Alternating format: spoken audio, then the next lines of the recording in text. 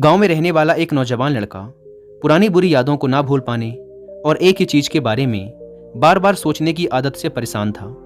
अगर उसे कोई कुछ कह देता या फिर उसके साथ कुछ थोड़ा सा भी गलत हो जाता तो वो बस उसी एक घटना के बारे में पूरे दिन सोचता रहता। वही बात उसके दिमाग में हर समय घूमती रहती। फिर वो या तो अपने साथ हुई किसी बुरी घटना के लिए अपनी किस्मत और भगवान को कोसता रहता या फिर अपने मन में उस इंसान से बदला लेने के ख्याली पुलाव बनाता रहता जिसने उसे कुछ कह दिया था या उसके साथ कुछ गलत किया था। अपनी इस ज़्यादा सोचने की आदत की वजह से ना तो लोगों के साथ उसके अच्छे रिश्ते थे और ना ही वह किसी काम को अच्छे से कर पाता था। वह हर समय तनाव व मानसिक अशांति की स्थिति में रहता। उसकी ऐसी हालत को देखकर उसके एक मित्र ने उसे सलाह दी कि यहाँ पास के ही एक बौद्ध मठ में एक जैन मास्टर रहते हैं, तुम उनके पास जाओ, वो तुम्हारी इस मानसिक समस्या का कोई ना कोई समाधान अवश्य बता देंगे।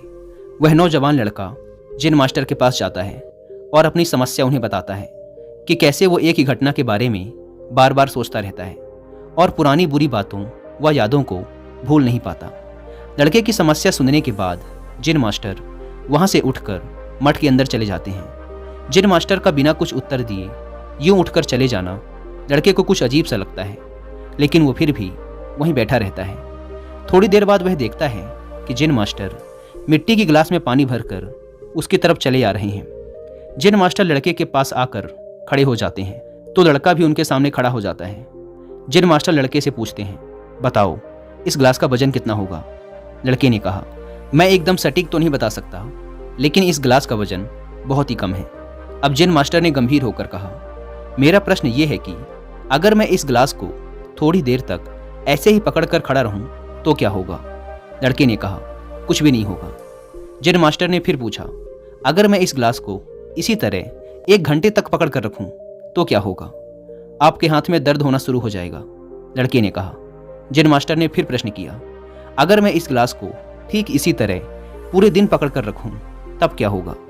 आपके हाथ में बहुत ही भयंकर दर्द होना शुरू हो जाएगा।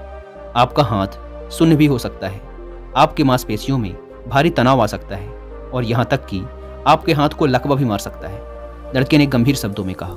जैन मास्टर ने कहा, बहुत बढ़िया, लेकिन क्या इस दौरान ग्लास का वजन बदला? लड़के ने कहा, नहीं, वजन तो नहीं बढ़ा। तब भला हाथ में दर्द और मांसपेशियों में तनाव क्यों आया? जैन मास्टर ने पूछा। बहुत समय तक पकड़े रहने के कारण, लड़के ने जवाब दिया। जैन मास्टर ने फिर प्रश्न किया, अब इस दर्द से छुटकारा पाने के लिए मैं क्या करूं? ग्लास को नीचे रख दीजिए। लड़के ने कहा। जैन मास्टर ने कहा, बिल्कुल सही, और जीवन की परेशानियां भी कुछ इसी तरह होती हैं। इन्हें कुछ देर तक अपने दिमाग में रखिए और लगेगा कि सब कुछ ठीक है। उनके बारे में ज़्यादा देर तक सोचिए और आपको पीड़ा होने लग जाएगी, और इन्हें और भी देर तक अपने दिमाग में रखिए, फिर ये आपको अशांत व पागल करने लग जाएंगी और आप कुछ भी नहीं कर पाएंगे। जैन मास्टर ने लड़के की तरफ इशारा करते हुए कहा, अपने जीवन की पिछली गलतियों और घटनाओं के बारे में सोचना जरूरी है, लेकिन उससे भी ज़्यादा जरूरी है उनसे सीखकर आगे बढ़ना। अगर तुम एक ही बात को पकड़कर बैठे रहते हो तो ठीक उस गिलास की तरह यह भी तुम्हारे जीवन में दर्द पैदा कर देगा। अगर तुम आज अपने अतीत को लेकर बैठे रहते हो तो ये आज भी तुम्हारे हाथ से निकल जाएगा और फिर तुम भविष्य में इसके लिए पश्चाताप करोगे। तुम अपने अतीत के लिए जैसा इंसान बनना चाहते हो या फिर जिन गलतियों के लिए पश्चाताप कर रहे हो तो तुम आज से ही वैसा इंसान बनने का प्रयास करो और कोशिश करो कि आज तुम वैसी गलतियां ना करो जिसके लिए तुम्हें भविष्य में पछताना पड़े। इसलिए चिंता करना बंद करो और अपने आज के कर्मों पर ध्यान दो, क्योंकि चिंता व्यक्ति को उसकी चिता तक ले जाती है। दोस्तों, चिंता करने की आदत को छोड़कर एक खुशहाल जीवन कैसे जिया जाए, इस पर विश्व प्रसिद्ध लेखक डेल कार्नेगी ने एक बहुत ही अच्छी किताब लिखी है जिसका नाम है how to stop worrying and start living, यानी चिंता छोड़ो, सुख से जियो। अब तक 10 मिलियन से ज़्यादा लोग इस किताब को पढ़ चुके हैं, और अगर आपके पास इसे पढ़ने का टाइम नहीं है तो आप हिंदी में इस पूरी किताब को सुन भी सकते हैं कुकू एफएम ऐप पर। इस किताब में चिंता करने की आदत से छुटकारा पाने के कई सारे तरीके बताए गए हैं। मैंने भी इस किताब को 2 बार सुना है, और अगर आप चाहें तो आप भी कुकू एफएम को डाउनलोड करके ये किताब और ऐसी ही हजारों किताबों को ऑडियो फॉर्म में सुन सकते हैं, वो भी अपनी मनपसंद लैंग्वेज में।